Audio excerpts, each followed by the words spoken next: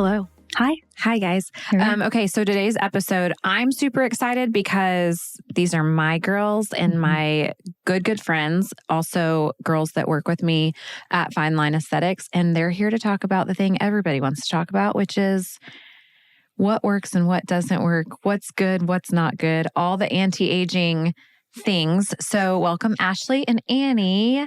Good morning. Good Hello. Thank you. We're glad to be here. I'll let you guys introduce yourself just briefly. Most, obviously, like our clients listening know most everything about you. But Annie, tell us a little bit about yourself. What got you into aesthetics? Tell us about your life. Okay, so I'm Annie Raey, and I met Erin in aesthetics back in Dallas a long time ago. She's been with me forever, literally from the get-go. I actually don't even know the years, but if Emma's 8, we've known each other at least 11 years. And we met in aesthetics. I was doing more the business side of things, and I just felt so passionate about it. I started learning everything I could. And before 2 years were up, I just thought I could do this so much better than these girls who are providing services. And after I had my daughter, I used it as an opportunity to go back to school and get my license so I could have the credentials to match my, what I just thought I already possessed. And Annie was with me for the whole concept of Fine Line and just building the whole thing. She did my social media when I was working in a closet. She literally has been with me I feel forever. like you're already a brand, and it was just a natural progression that it was just she had this following, she had this brand, and I was like, hey, you actually have to have the business because it's already there. Yeah. We need a building. And it's just been fun because she's literally got the whole time. Seen the whole growth. thing. Yeah. Yeah. That's special. Ashley. Yep. So I am a nurse practitioner. I got into aesthetics several years ago. I was working in a plastic surgeon's office, but whenever I finished my NP, COVID happened and it kind of derailed things, and I was reevaluating, I was in medical derm. Do I want to be more medical or whatever? And I just think aesthetics combines science and art, and then a really great group of girls, and so we're all moms at the office and we all get it. And so just really passionate about it. I struggled with acne growing up and, just helping other women feel and look their best. It's really fun. I think as a medical provider, when you go to nursing school, like Ashley and I did, you're in a space of helping sick people, and the wellness side of things was so fun for me because it was I still got to help, but it was such a different space that we didn't learn about in school. Yeah. That you don't think you're going to nursing school to get into that space, and then you find it and you're like, oh, this is good. Well, as a lot of nurses know, you live a lot of different lives until you find the area of nursing that you want to stay in. And so you try a bunch of different things, and that's the beauty of it. And so, this is it. But I like that we have that in common is we didn't set out, I wasn't this is what I'm going to do when I grow up. It just found us all in really different ways. That's so true. None of us, I don't think anyone in the office set out to be in where now I feel like girls go to nursing school to be in aesthetics, but we're the originals. We're the originals, and we're mature. I'm not going to say old. We're mature enough that wasn't around when we were in school. But I think that speaks to our passion, and it's really our calling because it found us in the most unlikely ways. I was in business and I am now. But you learn a lot of different things from different careers. You have a whole business acumen and a way that you think about the aesthetic side that's different than I do, and vice versa. Yeah. That girls ask me, hey, I want to go to school to be a aesthetic nurse. And I'm like, no, do the grunt work first. Right. Learn how to be really good with your hands. Learn how to start an IV. Learn how to talk to patients and listen to authority. Don't just jump in because it's going to be hard. I think because you have such a well-rounded team that I think that also helps with the guest experience when people walk through the door. You know what I mean? I think that there isn't this we know all, even though you do, but I think because everyone has different backgrounds and experiences, that's how people feel comfortable when they walk in, because it can be intimidating. I mean, I was intimidated the first time I walked in. I think about what it would be like often if I did not know anything about this business. And I think about these people that walk in our door that have no clue, that they'll say, I want my lips done, so I guess I'm going to get Botox. They don't know that, well, that's filler and that's different. It comes so naturally now to us, but think about how much information is out there and how much misinformation is out there that people are having to sift through, that it's hard to find people that you trust, which brings me to a question that I had. What is one skincare or wellness or aesthetic myth that you wish every woman in her 40s knew was not true? Can you guys think of anything? Like, you got to love a TikTok, but good gosh. I mean, just back to the basics, like acneic skin still needs to be moisturized. Oh, that's just because you're oily doesn't mean you can Don't put just anything on strip your skin with like a really aggressive wash and just go about your day. Like, you still need moisture. That's a good one. Like, I feel like you preach that to people every day, Annie. All the time. I think like the biggest thing I try to preach, just because there's so many like little gems hidden in there all the time, that I couldn't say just one, but it is just that you don't need an all or nothing approach. I think so many women feel like they have to buy into this whole like aesthetic, like I need plastic surgery, I need to like the best of the best. You can just do like the level you feel comfortable and still have huge gains aesthetically and with health. Like just pick one little facet to improve. Like, I'm going to start doing 3-step skincare routine and be consistent. It doesn't have to be like, I'm going to laser, Botox, all the things. Great. Like just small wins that make a big impact. So it's not an all or nothing. You can like be amazing about skincare, but just say, I never want to stick a needle in my face. And just trying to like, just take ownership of like your style of how you want to approach aesthetics. Like, I'm all in. I will do all the things. I'll be the first to try it. You can experiment on me, but that's not for everybody. Right. But that doesn't mean you don't belong here. Like, you can come and like we'll find like your comfort level and we start there. And some people stay really there and some people like slowly. So it's not an all or nothing, I guess, is the... That's a really good point, because I think people do get so overwhelmed. I hear commonly, is it too late for me? Yeah.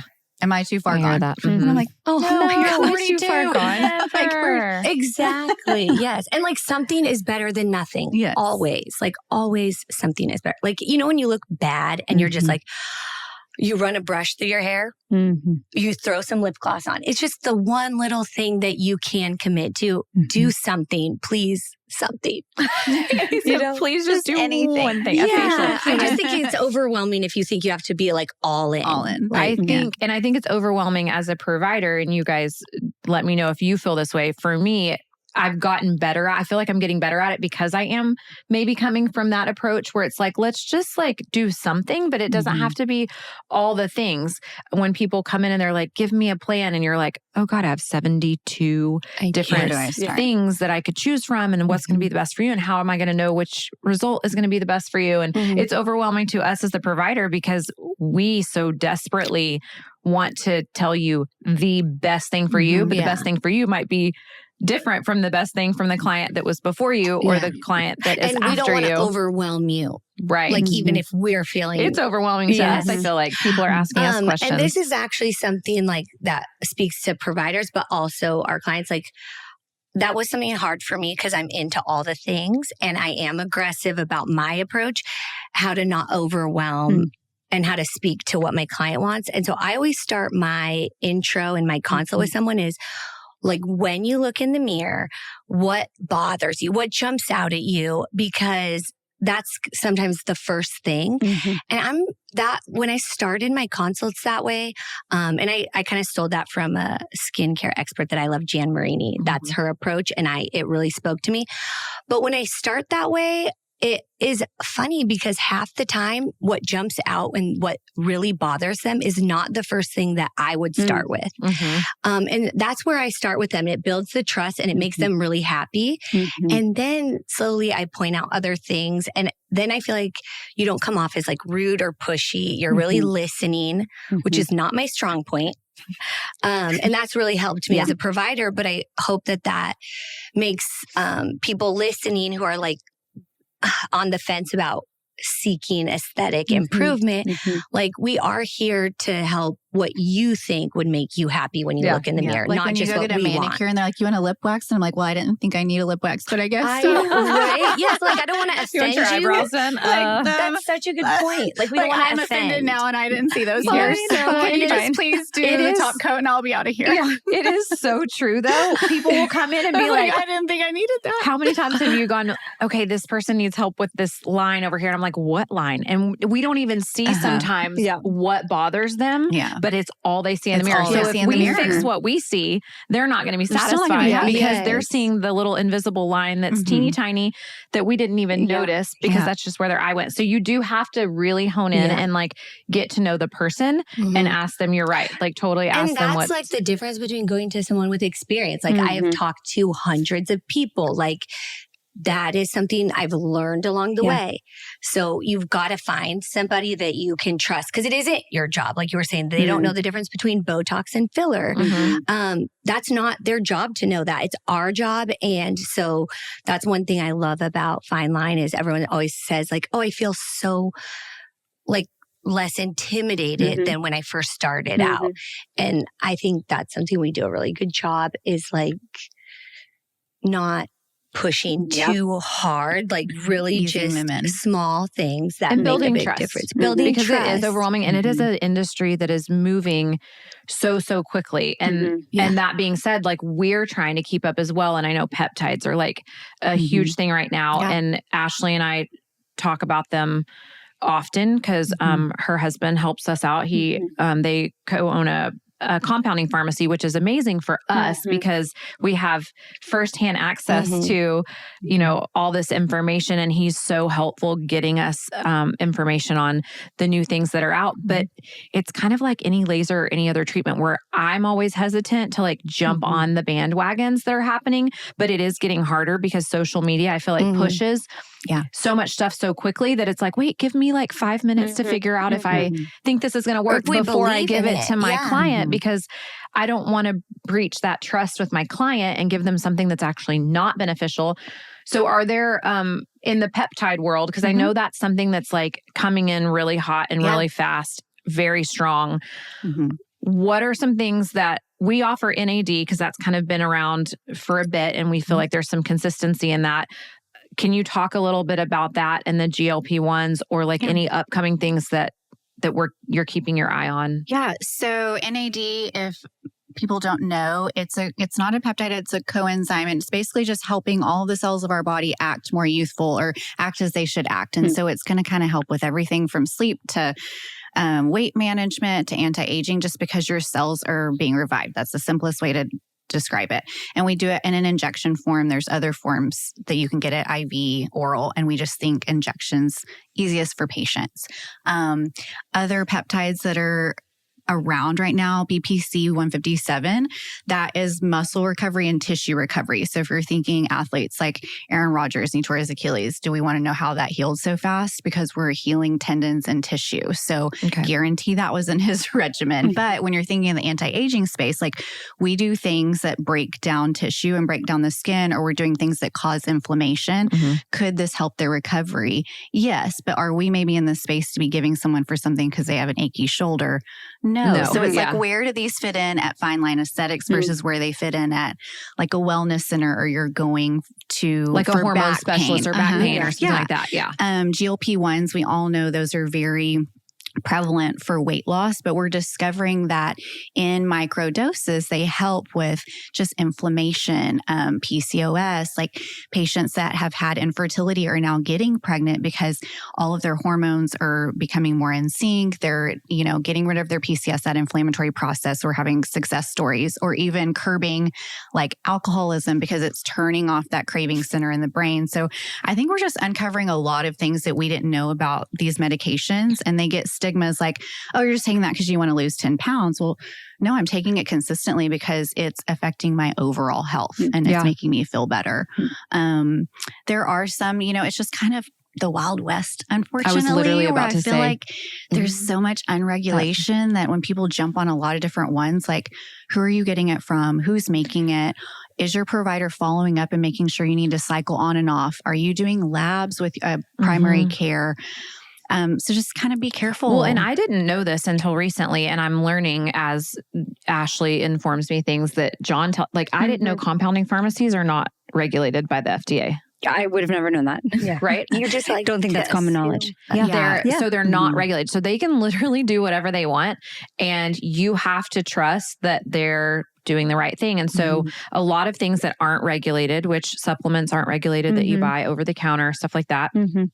A lot of things that aren't will do like third party testing. So like if you're looking for a compounding pharmacy, finding one that does third party testing, that way they're bringing in a neutral party to come in and say, okay, yes, this is a sterile environment. Yes, this medication is what they say it is.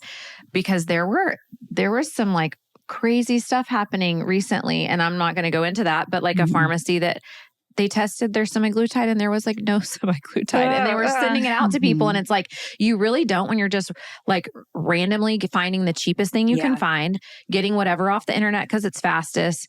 It is the Wild West, and people do need to be careful, and they do need especially to when we're putting it in their body. Absolutely. Yeah. So, and that's why I think it is important to find your specialist, find your team. Like even within Fine Line, I think we do a good job not doing everything, but doing what we do really well and really detailed and being experts at that versus like we offer every single thing the second you hear about it without its like due diligence. But that being said, it's like even within our practice, I really hyper specialize in skincare, Ashley hyper specializes in injections and more like those type of things. And we play off of each other. She'll take somebody so far with like filler and Botox and then just be like, even though she is very savvy about that because she works in it, she'll be like, I want you to talk to Annie about your acne or about this. Like it's just, you really it's very have much to a team approach. Yeah. And that's what you need to do. I'm like, she's going to do a much more aggressive treatment because you do them all the time. Yeah, she's like, doing all the time. Even awesome. Doctors, like my brother-in-law is a dermatologist and he has my sister come to Fine Line for her injections. He's going to do it safely. He's not going to botch her, but he's like, these girls are doing this all day, every day. So I really encourage girls, like if you are like looking for upping your aesthetics, like find your team. Like I don't know how to do hair, but I have good hair because I have a girl who specializes and not just, she doesn't do hair. She does blondes and she does extensions. Those are like what I want. So when you go to find your team, find what you want. Like go to a specialist in that specific thing. So don't take supplement advice from somebody off TikTok. Find your specialist. Who do you trust? Your doctor. We're all laughing because it's so we're true. all guilty of it. I tell people all the time, I'm don't like, do that. Don't get information off TikTok. And then 5 minutes later, I'll be like, you guys, on TikTok the other day, I saw such and such and such and such. I mean, like buy like links to cute clothes. There's some things right there. Buy your clothes and watch. I think the line is when we were putting things in our bodies. Yeah. And it's fun to get that information. So like, let's say something piques your interest, but that person is in Pittsburgh. You really don't know them and they have no credentials. But maybe you take that question to Ashley and say, Ashley, I heard about peptides. And since you actually went to school beyond high school. Since you're not 12. So she has like more into like even me, like a lot of the stuff I'm interested in, I go to girls at work and say like, what are you taking for this? Like you really have to put your faith in the right people. For sure. Be a little more picky about that. Yeah, please. I'm not naming names, Erin. But she does. You're on TikToks too much. Oh, I thought you were saying I don't go to the right people. And I'm like, wait, I go. Like, no, but you come every. No. You do all my stuff. But mostly it's fun stuff. No, like I'm on funny TikTok T-shirts or something, and that's okay. But not for medical. Problem, but that is where I learn a lot of useless information. But again, like, so we're doing that. It's like a mindless doom scroll, like zoning out for the last 30 minutes. Listen, guys, I'm in my car from 2:30 to 8:30 p.m. And so any parking lot I'm sitting in where I'm like, I know when I pull up at gymnastics and we're in the parking lot and they're 2 cars over, I'm like, I know what you're doing. We literally will spend a whole day doing podcasts together. And then 2 hours later, we'll see each other in the parking lot at gymnastics and we don't even roll our window down. We're just like, and I think I love that actually because I see you and I don't feel the need to. We're just like, you guys already talked. You get on TikTok. I'm on TikTok. Get on Instagram. I thought you were going to say we did the whole day filming or And then we talk recording, more? and that you were going to get there and then listen to yourself on the podcast. Because that's kind of what I would do and be like, ooh, that was pitchy. Oh, well, I definitely pick it apart. I've said that. I reminded myself, don't say like too many times. Yes, well, we've done that. Yes. Oh, wait. Well, this is a tangent, but one of the things that you guys do good at Fine Line too is, and I hope it's not a shit sandwich. Like, I really hope you do mean it, but you do give compliments. Like, you truly, you know what I'm saying? Genuine, and the reason this came to mind was last night on the way to gymnastics. I almost called you because it was just hilarious. I had to go pick up spray paint at Home Depot at 7:45. Yeah.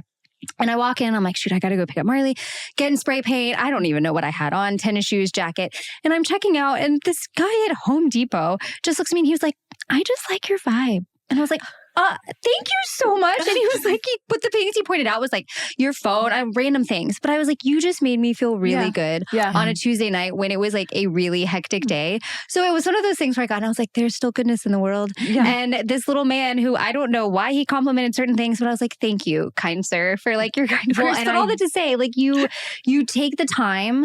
And I have felt that when I walk in Fine Line of just, who knows the why behind it, but like you take the time to compliment people. And I think as women, we know that feels good on any level. Like it just does something for like, and I think that was a people boost. walking in maybe feel like a lot of times people come in without makeup. Well, because I don't ever feel good when I'm walking in being like, great. I'm actually not coming in because I feel good. Like I'm coming in because I want to fix something. But I do think like our clientele to some extent is coming in vulnerable, especially if they're new, like no makeup or they're about to do a new procedure, something they've never done before. And they're like, there's a level of anxiety. A condition that is bothering them. Yeah. Like, you probably walk out of the house different than you normally do when you put yourself together, right? And throw makeup on, and then you're coming into a space where you're like, I just don't feel myself right now. But on the other side of that, we're all perfectionists. So sometimes I have a client walk in and sit down and they're like, help me with my skin. I was like, I actually think we need to switch seats. I feel like you're poreless. Help me with my skin. Like, we have some really beautiful clients and we're hard on ourselves. We're always like, oh, we need to inject this. And can you fix my... And we assess ourselves probably way more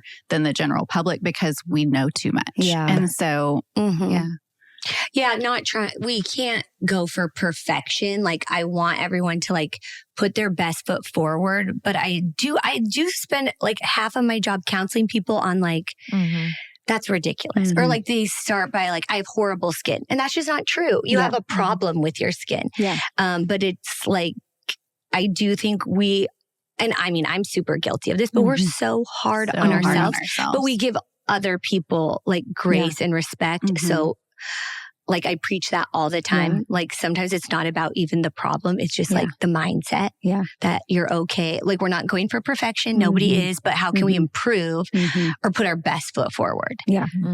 Well, because there could be a million other things going on in life apart from their aesthetics. And then they walk in and something is pointed out and you just like lose it. Yeah. It's definitely their life story, it's therapy. Right? It's like what goes on inside those walls. Like people tell you a lot about their life. It's a safe space. Like it just all goes together. How you're feeling on the inside affects how you feel on the outside. Yeah. Inside, outside, inside. Yeah. That my mom, when I was young, and I still talk about it to this day, she got me a little makeup bag and it said, happy girls are the prettiest. And don't you feel like that's so true? Yeah. It's like, absolutely. Beauty is for sure a feeling. And that's what I hope we give people, like, again, addressing the thing that they notice when they look in the mirror, because then they're happy. And then like that's half the battle. I literally am stealing that for a sweatshirt. Or can we put that on I feel like we can we put that on our next Fine Line sweatshirt? No, because we do make little swag, and I think that'd be so cute for a makeup bag or something. Because it is a reminder that like I do a lot of these procedures not out of vanity, but because it genuinely like makes me happy. Like I always just think you should put your best foot forward. I always try really hard at everything I do, and that is what drives me, and that's what drives me in aesthetics. Like I want to be pretty and I want to look nice, but I'm not trying to be perfect. I'm not trying to be somebody I'm not. But that really makes me happy to feel good about myself. Speaking of not being perfect, because I feel like there was a time in which we were trying to kind of take away every wrinkle. Back in the early 2000s, filler was like insane, out of control. Now we're trending more back to this natural space, which I have always pushed and am so happy about. And obviously there's all new kinds of treatments now that we do, exosomes, PRF, like Sculptra. We're trying to stimulate collagen. Are you guys feeling less pressure because girls are like trending more towards like, oh, I want this natural look, where they don't want these huge lips, or they don't want, how are you like, how does that affect the way you approach your clients? Do you feel like it's less pressure, more pressure? It's a double-edged sword, because there's almost more pressure to do something and make it look natural. Yeah. Mm-hmm. Yeah. You know, Exactly. when people want to look done, that's easy. I can make you look done. Yeah. But when you want something done, you want to change, but you want it undetected. But you want to notice, but not notice. Yeah. Yes. You want to notice. You don't want your husband to notice. You don't want your friend to notice. But then you do want them to compliment you. It's harder. You want your cake and eat it too. It's harder. Yeah. You want someone to compliment you, but not notice what you did to get the compliment. Like, you want instant gratification, but you don't want to see a big change today. You want it to be gradual, but you also... It's harder, I think, than just doing a bunch of lips and cheeks and smile lines and people being happy, being plump. I never thought of it that way. It is harder. Yeah. It is harder. Mm-hmm. I feel like for the injectable world, especially. Injectables is where I think you guys have to, like, it's hard. And again, like different opinions. Like I was kind of teasing about Heidi Montag the other day. I used her as like a kind of bad example. And then this girl's like, I think that she looks ideal. And I was like, okay. But beauty is it. I was able to like kind of pivot. And I was like, right, if you want to like look natural, that's cheap and easy, right? Like whatever. But my point is like beauty is in the eye of the beholder. So I think the hardest part of our job is understanding what their ideal is, because we'll get someone who's like really wants almost nothing. And I'm just like, what's the point? And then we'll get someone who's like, I'm just like, that's too much. It's too much. So it's a lot of talking. People don't realize how much consulting we do with each client, and every single client wants something different. So it's a lot of work on the provider's part to really like every single time someone sits in their chair until they really get to know them. It's such an individualized treatment plan that takes a lot of work and a lot of effort every time. And when you just go to a different provider each time because you're trying to find the cheapest this or that, you can expect a different result than what you would get when someone actually takes time to get to know what's really important to you. And these things are a process. It's not a one and done. So like if you jump around a lot, you're just not getting like the full benefit that someone can offer you. Like I can't fix your skin after talking to you once with one product. Right. So it's like a slow build. It takes years. And so that's why I'm really proud of, and I see the most dramatic changes in the clients. It's not because they're doing a lot. It's they're being consistent. They're not jumping ship and they're not following just trends. They're really like sticking to what works for them and taking the time to get like see their treatment plan through. Like I want to fix my jowls, but it's going to take 6 months and we're on phase 1 and I'm noticing like small changes, but I can't just like jump on to the next thing. I have to see it through, wait for the collagen stimulation to kick in before Ashley fills me up. What were you going to say? And I think it's the mindset of the patient. So their satisfaction with their results isn't always just about the result. It's their personality. So like a client that I have that I know is probably anxious about doing something, we'll talk about it 5 times before doing it, is going to nitpick the result. The result might be perfect, but there will be something that they find wrong about it. And then there's someone where I'm like, maybe it wasn't like the best before and after, but they're so happy because they're happy with anything. That is really across the whole spectrum. It's across the spectrum. So the satisfaction of the result almost has more to do with the mindset going in. And so I'll tell my client, be ready to do it. Don't be towing the line. Don't be like, are you sure? I'm scared, because you're gonna find something wrong with what we did until you're ready to do it. Yeah, totally. What's Ashley, let me ask you first, hardest area of the body to treat right now? Like biggest Mount Everest. Necks. I was going to say neck. Say neck. So we work so hard to take care of our face, and then all of a sudden we're like, well, crap, what happened here? Turtlenecks are great. Erin, we're all wearing mock turtlenecks, which is hysterical. But there's a lot of treatments, but there's just not a lot of great treatments for neck. Because there's not a lot of great, I wanted to put this out there and you guys can disagree with me. I'm not blown away yet by skin tightening devices or treatments. I think at the end of the day, surgery is like the best option. If you have a lot of laxity in an area, just go get surgery. You're still going to need to take care of your skin, and you're still going to need to, wear sunscreen and get your Botox or Dysport and all the things. But like, I think people want to correct a really significant issue by putting a Band-Aid on it. And then you're just kind of like layering Band-Aids. Yeah. I mean, we're going to get, and Annie does a really good job of this, of setting an expectation of like, if you're happy with a 25% improvement, would you be happy with that? And if they say yes, then we do it. Or would you be happy with this? You can't tell them that their neck is going to be perfect because we don't have anything that's going to do that. I guess, like I run into this a lot is that people don't want to invest in like what we have to improve neck right now. It's like, this is like in your late 30s and early 40s. It will make a little bit of difference and like hold the line longer. But no one wants to invest until they look like a drippy candle. And that's so true. So when people, so I'm like, like I see these young girls with necklace lines, but overall, still young, lots of collagen still happening. So I'm like, okay, you're the perfect person for these like subtle skin tightening devices because you just get like a little pop. And then is it the difference between a lower facelift at age, 45 versus 50? Like those are the changes that I think that's where we're at with skin tightening.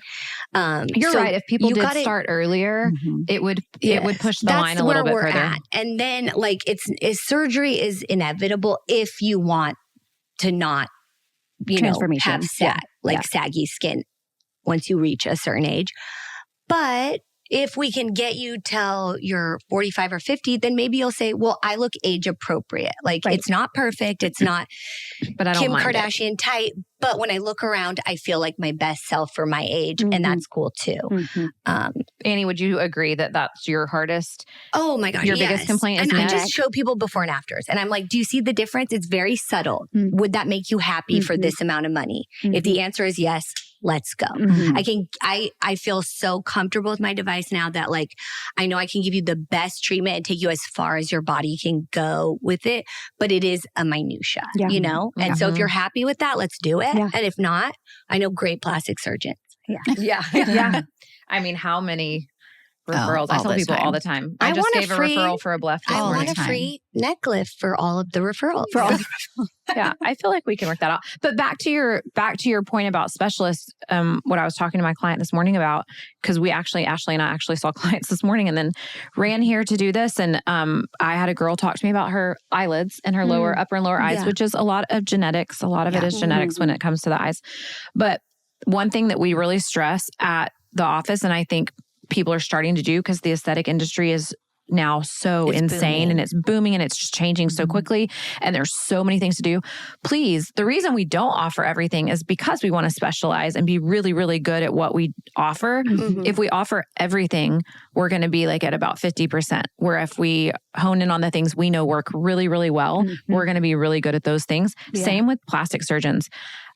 I might get backlash for this, but if somebody's doing your boobs or your tummy tuck, please don't let them do a bleph on you. Not that they can't do one, but there's a specialist for that. They have oculoplastic surgeons. I would love to go to a guy who primarily does noses if I'm getting a rhinoplasty. I don't want to combine all those. Would it be nice to be able to do all those at the same time? Right. Spot on. Yeah, but I don't want to risk the result. I want to go to somebody who, I worked for a plastic surgeon, you guys, back in 2010, 11, 12, 13, 14. His name was Dr. Bloom. He was precious. He passed away about 10 years ago. And he had already closed his plastic surgery center when I started working for him, but he kept his med spa open.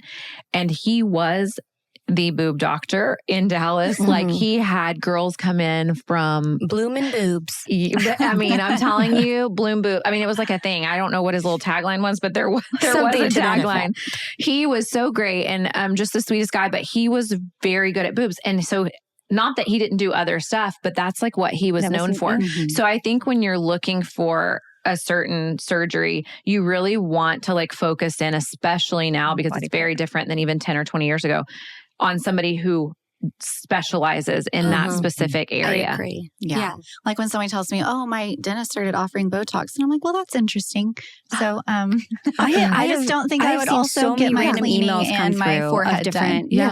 Different occupations offering the amount of people offering injectables. It's insane. In just because somebody can doesn't mean they should. I think that's or like Your That's dentist great. should inject your masseters. yes, your Yeah, Botox for masseters. clenching. Yeah. That's But appropriate. not for cosmetic in the Right. upper Raise your face. brow. Unless they've done a ton of I'm not saying a dentist is not Oh, capable of no. that. But Right. If you follow a dentist that they have a huge cosmetic Mhm. practice and they are doing a lot of that volume, but if it's just like, how can we get more money out of patients in the door from the business standpoint? Like that's a lot of consultants you hire will like push you into that, even though you don't have a passion for it, you don't have the clientele for it. And they'll just say, how can you get more money out of each client who walks in your door? Offer Botox. Like, no, that's not where it should be coming from. So yes, to your point. Yeah. Some dentists can and should and specialize in cosmetics, but no, that's I feel like everyone, I would don't just never throw it step on as into an dentistry add-on. just because I could. I think we should just kind of stay in our lanes. And then, your results are just vastly different. I mean, specialized. how many people leave, go somewhere because it's cheaper, come back and go, oopsies. Oh, yeah. Oops, I shouldn't have done that. And we won't even get into price because we won't even get into it. Is there anything that you guys specifically are excited about that's new or that you're wanting to like maybe look at bringing into the office, like treatments or machines or If money services? was no option. Just talking directly to the owner. If money was not an option. How much money? I You know. No, if money So- was no option. Yeah. Talking with clients recently, I think we have a really good clientele and we've done a really good job of rounding everything out with lasers, and everybody loves Moxie and they love BBL, but sometimes clients are wanting to up the ante a little bit. So like something a like a halo. halo. It's going to have more downtime, but if they're prepared for that because they've dipped their toe in along the way doing other things, they're ready for the next because we've built that relationship and they would trust us to do so. And so I think that would be the most natural progression if we're talking big devices. But Yeah, like a more powerful laser, because a lot of what I counsel people on, since we don't have like a more aggressive laser, is like, well, if you're at that point and you're considering surgery while you're under for your facelift, a lot of times they'll also do like an erbium or a CO2, and then you have one big recovery, and then we maintain it with what we have in our office. But I would love to be able to say, like, if you're never going to do surgery, which more people don't want to than want to, I'd love to be able to offer a more comprehensive resurfacing, something that you only maybe do 2 times in a lifetime. And then, like I said, then the 3 BBL Moxies a year for everybody. Like, I love that. But sometimes to get them there, they need something deeper. But yeah, I mean, our clientele, like, most people are young, a little bit younger, and have done a really good job. So I do think the volume is for what we have, but you know how I love lasers and stuff. And then I have heard of, like, I guess for the skin tightening. And again, I still think this device only gets you so far, but it's the best we have. But like, I am interested in like soft wave. I'm always keen on something that people ask for by name constantly. Like, so many people have heard that. But the downside of that, I feel like, is me being on TikTok and I'm hearing it. And so I'm asking about it because I'm hearing, but where are they hearing it from? Is it because there's actual results, or is it because they've done a really good job marketing? And I think that's hard for the providers, business owners, and client and patients to know, like, is this a marketing tactic or is this actual, like, really, really good, a good place to spend my money? Is it a good place as an owner to spend my money? Is it a good place for you as a provider? We did a different microneedling device than Morpheus 8, but everyone was asking for that brand. Because they had only heard of the brand, not so like the that, device. Yeah. So that's always like, I always just go, what are people asking for? And then I've been known to do this. I go in as a patient to a provider's office and I pay for a service. I don't tell them my background or anything. And I'm just doing job research. And sometimes I love something. And other times I'm like, well, that was a huge waste of money. I actually bought a device because Annie went and had it done somewhere else. I paid to have it done just because I was like, I want that. I appreciate that. I think that like that speaks volumes. Just the fact that you're willing to know. Have you seen our chair? Which chair? The Emcella chair? No. For pelvic floor therapy? I would never, because it's not something Speaking of anti-aging, this is like very important. I think so too. Yeah. So Annie went and had it done at another office. And I was like, wait, what? And I think I found out you did it around the same time that it was brought in to our office and they were trying to sell it to us. It's the same company that makes M-Sculpt, like like, oh, you don't have to go work out. Here's your muscle. Here's your workout. But it is for pelvic floor therapy. So it's like one treatment's equivalent to doing like 11,000 Kegels. Oh my gosh. Which I'm not minutes. even doing 3 Kegels. Yeah, let's be honest. Everyone's red light right now because we said the word. I just clenched my back. 2. Hold your pelvic floor. 3, hold your pee. But yeah, like the truth of the matter, like I had kids and then I had twins and I just was like, I went to my OBGYN, then I went to a specialist like OBGYN and everybody just was like, oh yeah, like that's normal. Wear diapers or like wear a pad because you leak. Heck no. And I'm just like, is that the answer we're giving people? Right. Like, That's the best we've got. Yeah. So it's like, I wanted a more like functional approach. Like, let's like do something, even if it's a minor improvement. Again, like the whole like all versus nothing. Oh, well, you could still have incontinence after a treatment. Cool. But if it's less, if I can make it 5 more minutes before I have to go to the bathroom. That like your pelvic floor, like that's a giant it's a muscle. muscle. If we don't work it out, and it's really hard pregnancy. to work it out. It's really hard to find the time, especially when you have newborn babies. And like, and the other thing I learned about like in my study of this on myself was like, even if you don't have, if you have a C-section, the pregnancy itself is what causes that pressure and that stretch of the muscle. It takes a long time to bounce back. And not to say you can't naturally, but it would take many more months. Well, most of the time people then subsequently get pregnant again and then you get pregnant and so maybe like, again. Yeah, there's no damage done. Like if you want to tighten those muscles and be healthy down there and then you get pregnant again. It's just your body's natural ability to strengthen muscle. And so I like went, paid, had it done, and I noticed a huge difference. So when they brought it in for us to try, she was like, oh yeah, I did a full, and I'm like, wait, what?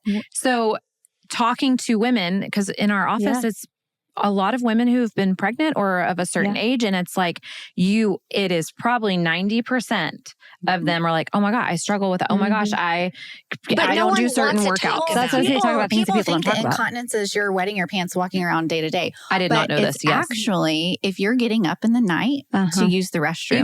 Even one time, that is considered a level of incontinence. Yeah. And so this device can help you. What Jordan did a couple of treatments and she was like, I didn't get up to pee once in the night. And that was me. I did 1 or 2. And I'm telling you, I slept 8 hours for the first time since I had kids. And I just thought, well, this is just normal. I'm going to wake up for the rest of my life. Yeah. And then I slept and I was like, why do old people get up so many times in the night to go to the bathroom? Like what part of the aging is that triggered by? It's the muscle deterioration.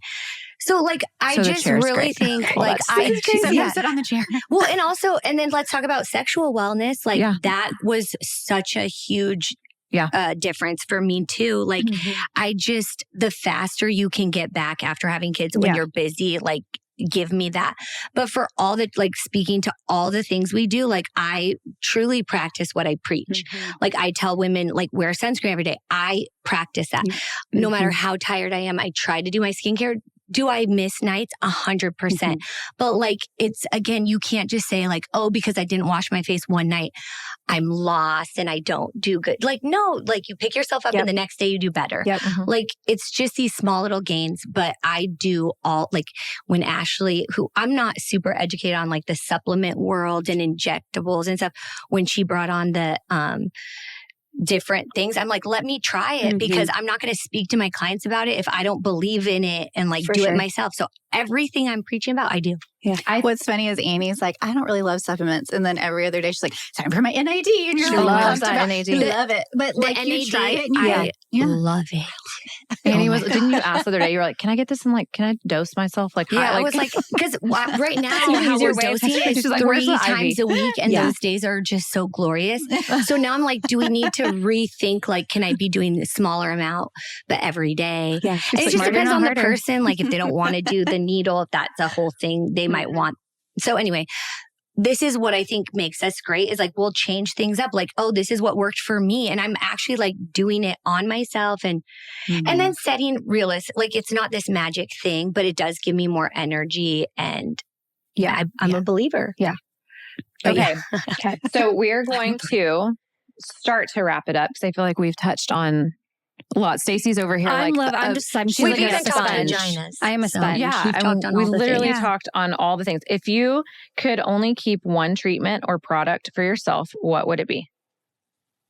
And Tox. yeah, Dysport.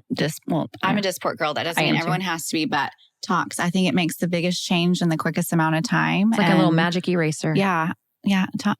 Annie's going to say. No, I'd want a hydrofacial machine in my bathroom.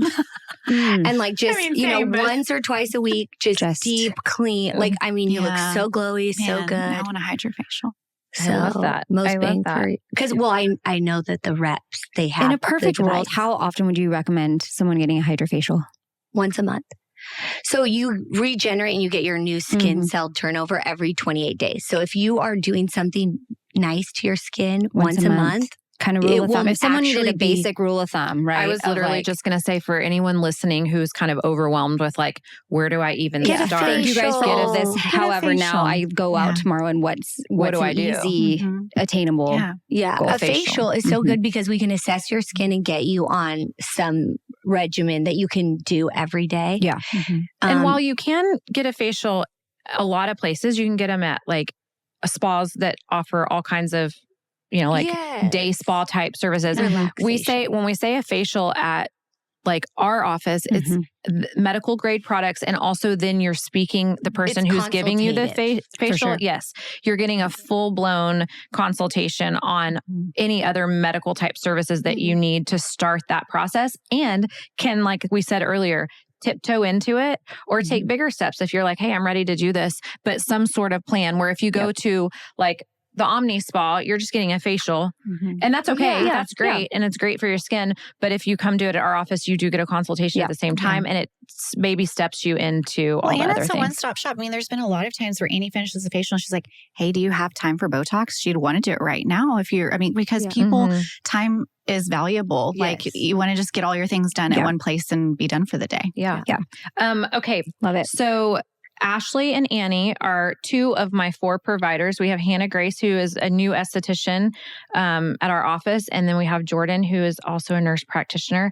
Where can they find like before and afters of your work or can you guys give your Instagram handles? And we'll also put them on, we'll list them. We'll comment with and comment on there with them. But if you guys will. But your Instagram handle's the best. I would love for people to be able to see your work. Well, and our Instagrams have some uniformity. So mine is Annie.fineline.esthetics. And then I think you follow the Ashley.fineline.esthetics. And we're always linked on the main Fine Line page. So if you go on there, you can find us. And I always say, like, if you have questions or you just want to know more, I love, like, one of my favorite things to see on my schedule is skincare consultation. That was my last question. And even clients who come in all the time, I sometimes have to remind them, like, hey, let's like add 15 extra minutes to your next appointment and bring in all your skincare and let's make our plan for the year. Because sometimes we feel rushed. So I just think start with just a consult. I don't even have to touch you if you don't want. But you're going to want. But you'd be crazy not to pair it with a facial. You'd be crazy not to. But I think that's honestly like more than Instagram or anything, like come meet me. Yeah. Let's I love it. Work it out. Yeah. Thank you girls so much. Thank you. I appreciate it. It was so fun. We'll have them back. We'll have other things we can talk about, but we'll wrap that up for today and have you back very soon. Thank you for having us. Thank you guys. Have a good one.